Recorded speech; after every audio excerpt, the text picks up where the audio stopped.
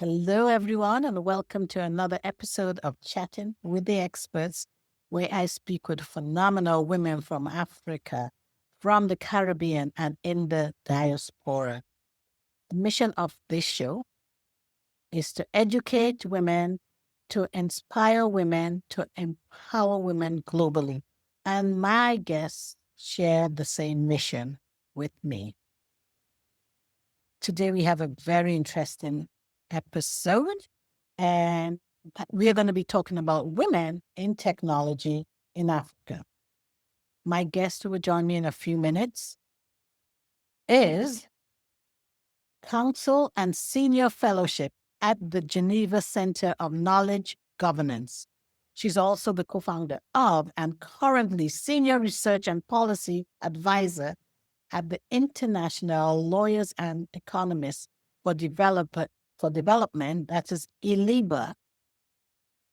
She's probably going to correct me on this, iliad.org, where she combines teaching and research with providing policy, legislative advice, and technical training to governments, intergovernmental organizations, and civil society, while focusing mainly on intellectual property, IP, as well as trade, e-commerce, women economic empowerment, and development. And with that, I want to welcome Dr. Susan Isiko Strba to Chatting with the Experts. Well, thank you, Paula, for having me.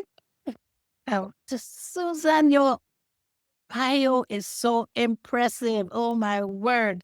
When I met you, I was blown away. And now I'm reading it again. I'm like, woo!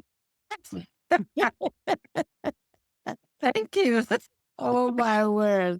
Thank you for joining me today. Thank you so much. Welcome. Thanks for inviting me. Of course. Yeah. And I know we're going to be talking about a subject that is close to my heart and I know to yours, which is women. Because, Yes. yeah. We're going to be talking about women in technology in Africa. So with that, let's talk about what does technology look like in Africa in the first place? I'll give the short answer, which you find in most papers or most international institutions and organizations. It's bleak. Bleak because we have someone else defining it. But yes, it's bleak if you compare to Google, if you compare to Microsoft. But there is technology. That's all I can tell you. So the technology in Africa is special to Africa, like a continent with many developing countries, but there is technology. You want a longer answer? Yes, please give us a longer answer because that one sinks my heart. But I know there are reasons for us saying this. Look, I'll take a step back. We are talking about women in technology. It is something which doesn't sound techy, so to say. Africa is mainly an informal setting. I won't say economy because Africa is not one country, it's a continent. But yes, a lot of informality. And what does informality have to do? Meaning that people are not working in white-collar jobs, they are not in formal settings. They survive with more like my own work. But what does it have to do with women and technology? That informal sector takes up about 60 to 70% of the continent, and the women make up that formality. They occupy most of the informal sector. And that informal sector, which sustains the continent, is actually run by the women. To 85% is run by the women. Without counting agriculture, which is like known, that's where women are working, but other activities that bring in the GDP is the women.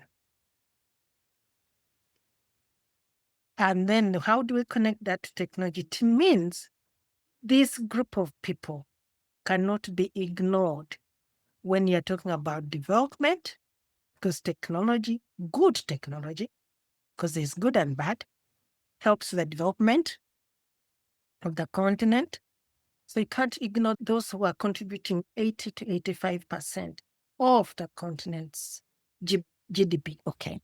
You say 80 to 85 of the women of the populace are women, and they're Yes. contributing to most of the GDP. But we know as Africans, it's a patriarchal society.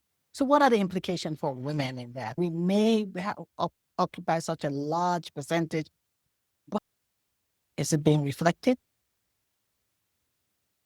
So the implications is that the women have a charge. Remember, you just mentioned this patriarchal. So the men are and should be leading. But the reality is, when it comes to running the economy, much as the statistics won't show, because this is the other thing, that women are not, their achievements are not recorded. And that's why they need to be involved in technology else and hopefully code for themselves what is not being recorded by other people. Now, there's a saying that who is not around cannot be hurt by a tree. A tree cannot fall on the person who is not there. So the men naturally record for themselves.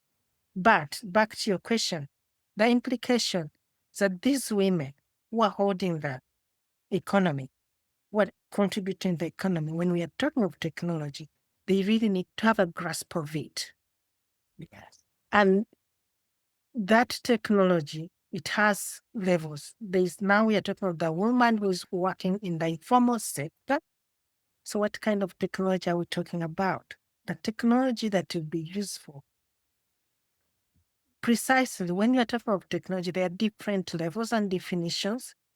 And how we define it, how we look at it, depends, Paula, on what we are trying to achieve, what problem we are trying to solve. Let's give an example.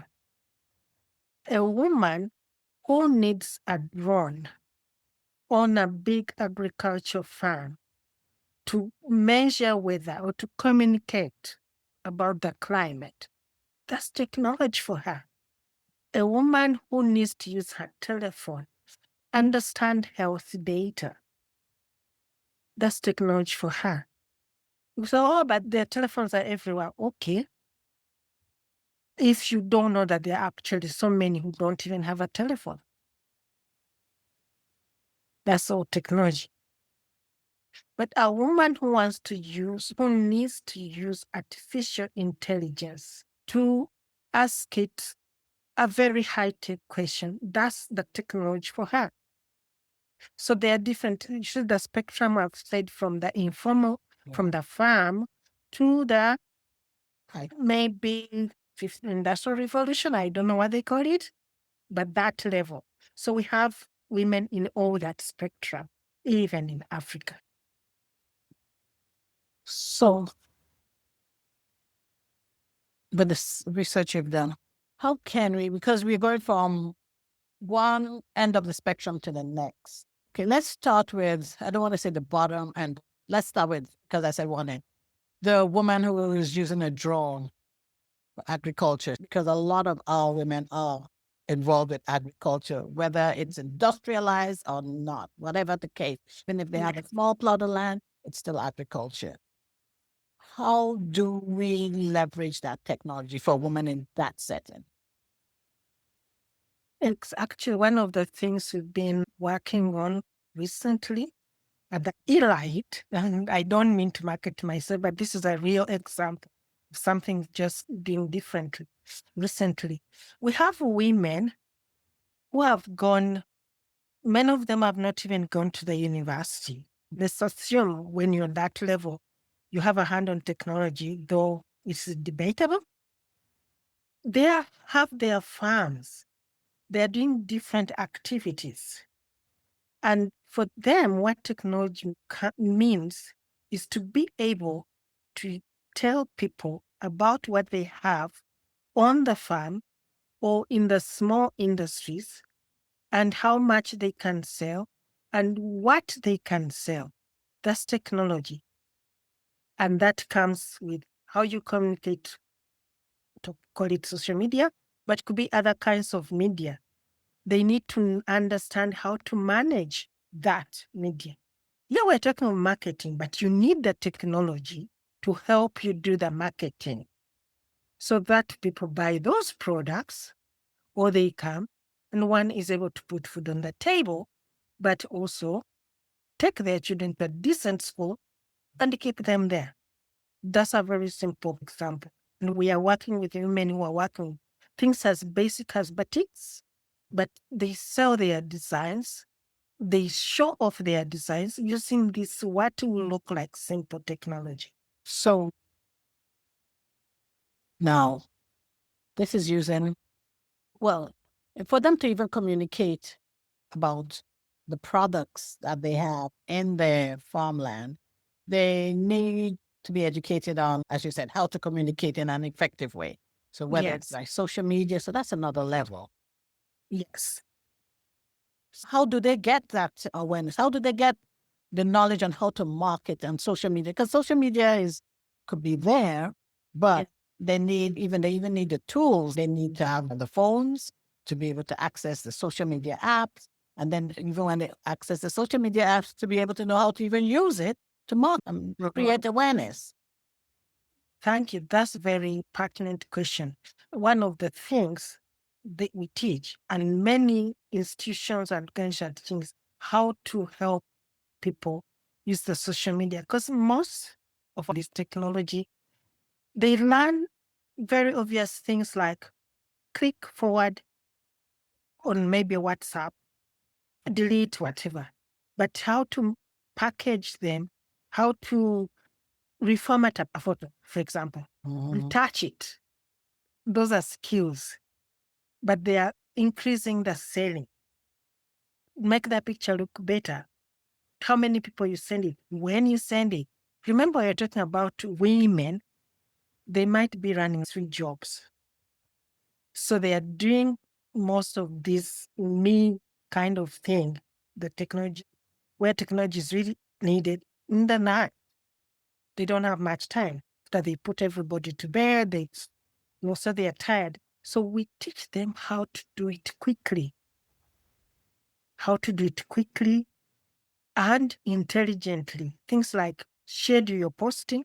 After learning how to post, schedule them like for a whole month. That while you're doing other things for 3 weeks at least, they so that they do themselves. They work while you're doing other, people like to say, while you are sleeping. They are not necessarily sleeping, but you're not there. Yes, so there's that teaching. And talk of teaching, if I may go a bit further, social media, now we get to the other spectrum of high-tech technology. For example, artificial intelligence. We also teach, use it. How do you use it? And before we are using Siri, now you have all kinds of people, how to use those to program certain things for you so that you don't have to always do it. They don't have to do it and waste time. By the way, you talked about triarch society. Not all men are happy to see a woman who is fixed on that telephone. So this kind of gadgets and technology is also to help them still keep the peace at home at the same moment. Wow. So it comes down to sometimes just understanding the culture, understanding the cultural norms within Africa, as we said, is a big continent. Yeah. So getting familiar with how things work in different countries and even in different societies or environments within the same country. Yes. That's in itself is complex and complicated because there's some communities where I guess it's almost culturally you may be changing the whole family setup by making these women even more industrious and they're more tech savvy because many times technology is looked at as like something that the men know or the children know something and not the women are kind of left out. Yeah. Exactly. Actually, back again to how does technology look like? Most opportunities in technology are to men. Those that are streamlined, like government is doing it, every known institution is doing it. But then women are also coming up to help each other. And you also have institutions like, for example, Ernst and Young, you have MasterCard Foundation, even the regional organizations like the African Union, they have specific programs to teach women in technology. But as I said, these are streamlined, they are policy, they are big institutions. They may not reach my mother deep in the village or your grandparents, I don't know where. So there you need visionary women who are there to help other women come up. And they exist. And one of the things I could, for example, now if you get back to the big technology, the other end of the spectrum, artificial intelligence, for example, we have women who are working with communities there, DAIR. Okay, DAIR. Okay. Yeah, it's Distributed Artificial Intelligence Research Institute. Distributed Artificial Intelligence Research. Okay. Yeah. So they're working on technology. They're building models, artificial intelligence models in Africa for disadvantaged communities. And women are the first on the radar because artificial intelligence, I don't want to go into deep into the nuances, but it's a technology which is like, it looks like it's owned by the West, by Google, by Microsoft, and there are challenges when it comes to African society, not only Africa, the fact that it's developed outside, there's so many things that are not taken into that are specific to Africa, our languages, the culture, even just women, how they dress, how they speak, certain things, certain information that is divulged when it shouldn't be, a relationship between parents and children. So that's about education. And it's a role in Agri of, it's not the role, but it has an unwritten kind of law that women do the first training or teaching, educating of their children. Yes. Yes. And even when they become men and they get out of the house, the woman continues to educate. So you have this technology that is developed elsewhere that does not cater to that. So on the continent, you also have women who are coming up saying, we have to develop our own models. We don't need to always have large language models like it has been preached, to be able to develop artificial intelligence that caters to our own needs. And it is sensitive, if at all artificial intelligence is sensitive, but to our culture. Yeah. So there is just an example I have given.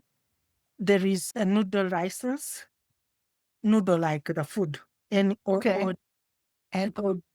Noodle, DDL. NODLE. Yeah, it's about how you use artificial intelligence, the data you get to develop and how you focus it to the African content, but be careful who else can access it.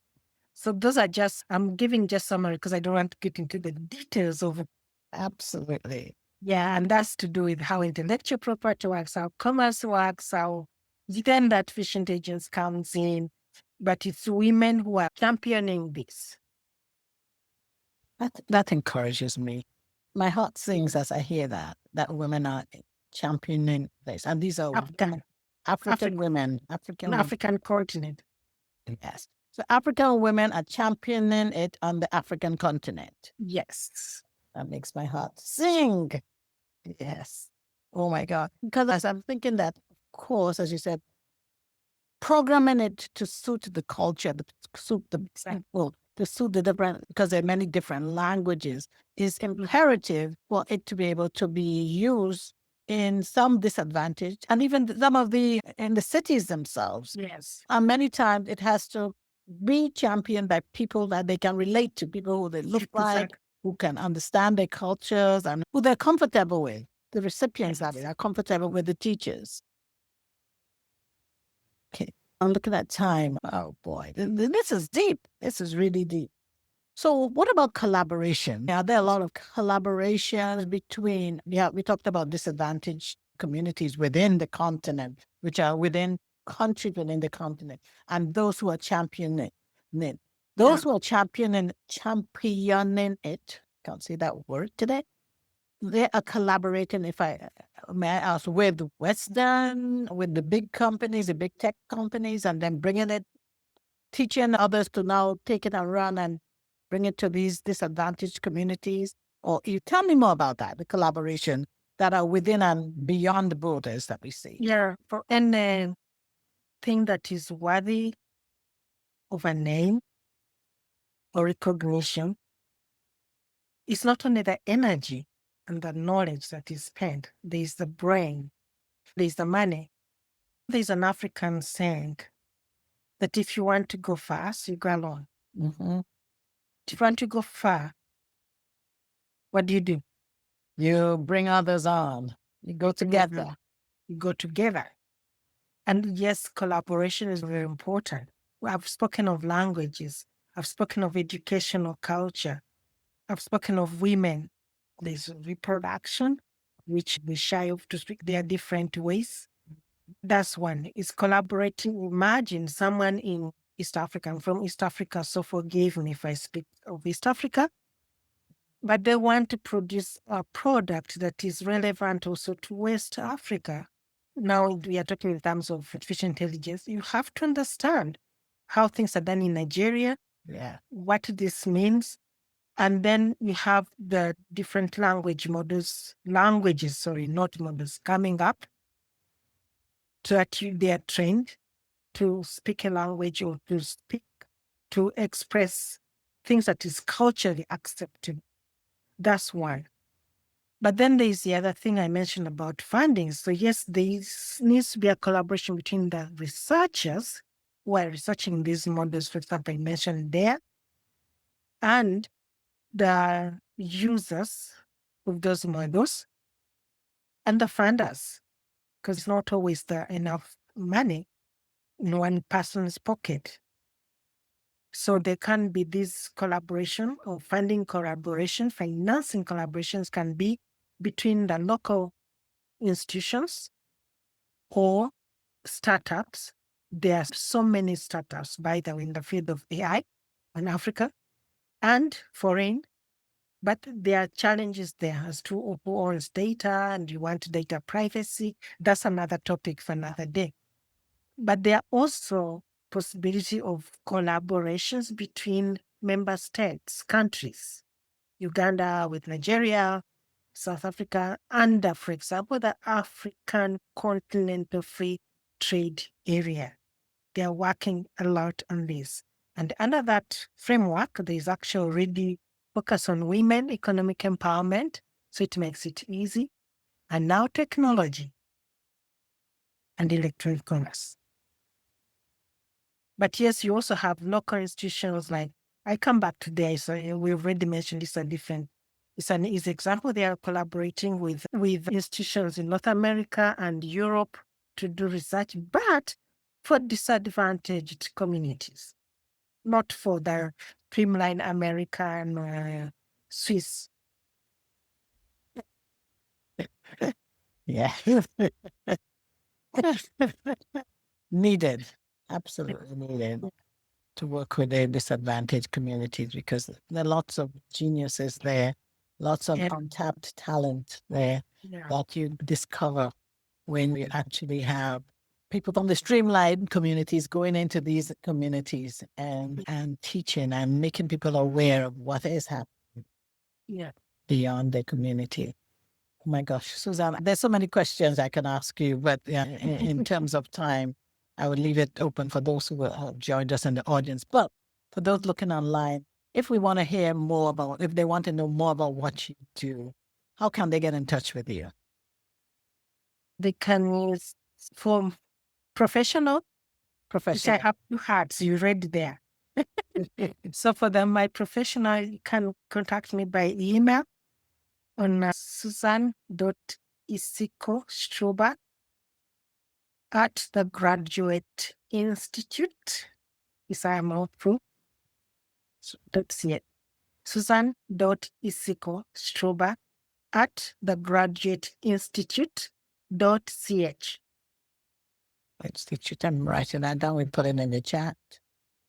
.ch. Okay. All right. And for the charity, which is International Lawyers and Economists for Development, the ELIDE, where we support women economic empowerment, that's ELIDE Okay. Drop that at in the chat. gmail.com. Okay. Yeah. And are you on any of the social media platforms Yes, like LinkedIn? I'm on LinkedIn, X, Facebook, and Okay. Instagram. All right. I'll drop all of that in the chat for those who would Yeah. love to hear even more and find out more about you and what you're doing, the impactful work you're doing for women empowerment. And for me, I want you to know if you'd like to be a guest on the show like Dr. Suzanne has been, please reach out to me on my website, which is chattingwiththeexperts.com. I'm also on LinkedIn. My business page there is Chatting with the Experts. So you can message me on my profile, which is Paula Okone. I am on Instagram and my handle there is at chat_experts_podcast. And Facebook, my business page, Chatting with the Experts. And last but not least, please subscribe to our YouTube channel where you listen if you want. And you can view the incredible women just like Dr. Susan here and all the work that they are doing to educate, empower, and encourage and also inspire women globally. Thank you so much, Dr. Suzanne, for this conversation. Very informative. And now let's open up the floor for those who joined us so that they can have an opportunity to talk even more with you and get to know you better and you get to know them as well. Thank you so much. Thank you.